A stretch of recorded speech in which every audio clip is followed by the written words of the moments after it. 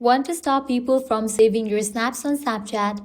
Here's how to limit it and keeps your snaps more private. Let's get started. Launch your Snapchat app. Make sure you have already logged into your account. Now go ahead and take a picture or the video. The process is similar for the photos as well as videos. Once you have taken the picture or the video, now at the right corner you're going to find a fin option. Navigate to this fin option. Now what you have to do is set it to 0.10 seconds. After you do that, you can head back and send it. Likewise for the videos as well. Click on this icon given at the bottom. Set it to loop and send it. Next thing you want to do is head towards the profile of the person. Click on three dots.